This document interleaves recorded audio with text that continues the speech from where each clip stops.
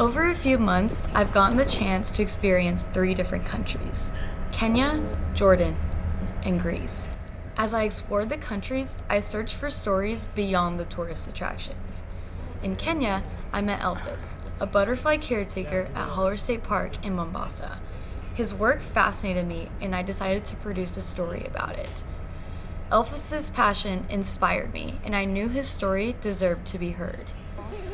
I learned how to effectively weave his dialogue with B-roll and tell a coherent story.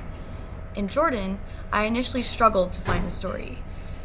I decided to focus on the art history of Petra after reviewing my footage.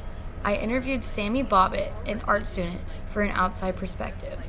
Speaking with Sammy really allowed my story to shine through. I thought, Jordan is a world wonder, but why? I should tell people why. That's the story. I learned to write my first script for this video, and I realized how vital pre-planning is. It's important to have an initial idea, but also be willing to adapt to change. I entered Greece with a plan. I wanted to capture a unique, authentic story in Santorini regarding agriculture. I ended up covering the legacy of the Kutsoyanopoulos winery. I met Maria, an employee, and built a connection with her while wine tasting.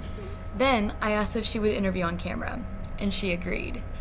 Gaining Maria's perspective took my story to the next level. I loved hearing her input and seeing her passion for the winery.